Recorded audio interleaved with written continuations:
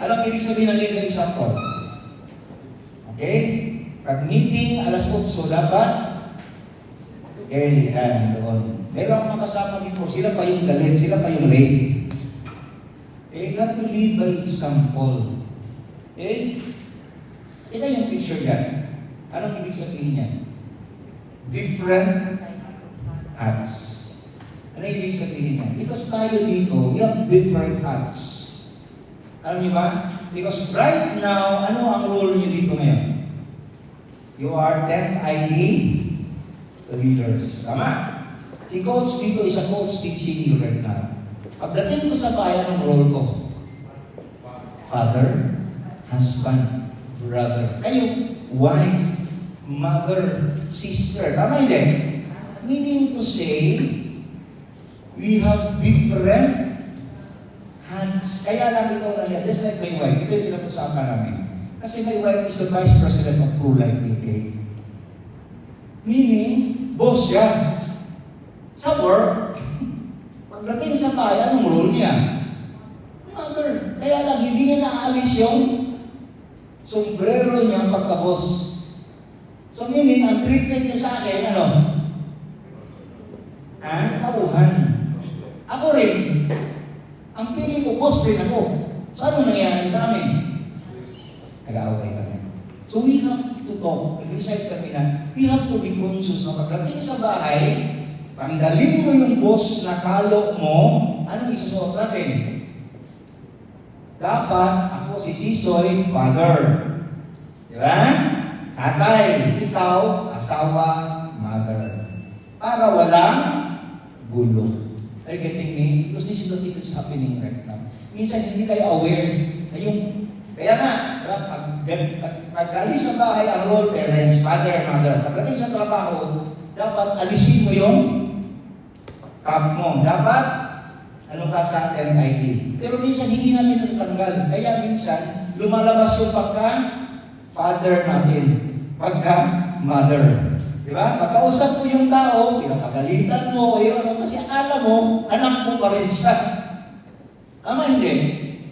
Kaya nga, Coach Cesar is reminding you, as a leader, dapat awareness. What's the word? Awareness. Oops! Diba? Ang role ko dito is ganito. Okay, so dapat ito yung suot ko ng cap ngayon. Okay? Very important to. Kasi ito ang source ng away. An example of that is, sinabi ko sa inyo yung wife ko. Kasi, pagdating niya, boss pa rin dyan. Ako, kapapili pa rin ko, boss lang hapon ko. Diba? So, we have conflict. And you know what? That's the challenge. Because when two elephants are fighting, titi the grass. Ano ibig sabihin ni Coach? Sino kawawa? Nag-aaway lang ng mag-asawa. Mga bata. Wala naman silang kasalanan. Diba? But because of this, you have to be aware. Ang mga bata din ganun. Dapat, pag nasa sa bahay, anong role nila? Anak sila. Mayroon din silang dapat kampanan ng mga task. Hindi pwede na pag, ano nga anak, boss ka doon sa company mo, pagdating dito, boss ka doon. Hindi. So, ganun yun, ha? So, that's the point na pinakita ko yan. And you have to lead by example. And number 7, okay? You should be value adding. What's the word? Okay, this is the illustration. If you are a leader, halimbawa, okay? Nag-usap kami ni Ma'am, siguro na Ham, double M.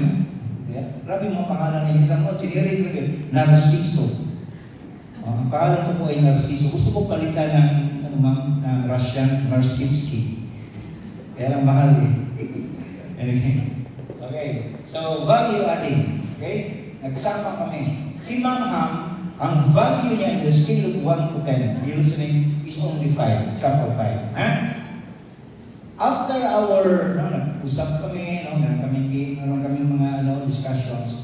Paglabas niya sa learning, sa learning session, ganito, nagiging 8 siya. Meaning, merong value adding na nangyari. Okay? On one hand, si Ham is 5. Pagkatapos ng learning session, paglabas niya sa learning hall, ano nangyari? Nagiging 2 na siya. Meaning, nabawasan. Okay? So, meaning to say, is, as a leader, you have to be aware that you should add value to people. Okay? Kausap ko si Jojo, halimbawa 3 siya. Dapat, ang objective ko sa kanya, magiging 5, 6, 7 siya. You add value. Hindi na 5, makalis sa 0. Ay, getting it? So, dapat ganun ang isang leader. When you engage to people, the mindset is, and the question is, am I value adding? During when I was the boss of Mindanao, mag-field work ako sa mga tao. 2 to 3 days. After our discussion, i-close ko yung laptop ko. And I will ask a very personal question. I will ask the person, was my presence value adding? Kasi if you cease to add value to people, then you cease to become an effective leader. Leaders add value. Ready natin, leaders add value. Yun ang rule lang natin. We always add value to people. Sino yung ma-engage natin? Lower, higher, or anong rank niya? Add value. Are you getting me? So yun ang ano ko dito na after our learning session, no, meron kayong value na nakukuha. That is really leadership. Okay? And number 8. Action word. What is number 8? Ano yung meaning ng ambassador? Di ba? Sa contest, mga beauty contest, ambassador. Oh, ganyan. Ano yung meaning ng ambassador? Meaning you are the representative. Dumaan na kayo sa training ngayon ng leadership. Tama? Dapat paglabas natin, merong change. Pero nakikita, hindi the same pa rin. Kaya nga, pangit pakinggan, kumusta ka na? Anong sagot natin, Sir John? Ganun pa rin. Dalahan ka na? Dalahan mo na? Unconsciously, di ba? Kumusta? Kaugapon. Please, my God, my goodness, that's why you are the same. Hindi ka nagbago. Kasi ang sagot mo palagi, kaugapon. Kumusta? Busy. Dapat ang sagot, productive. Anong sagot?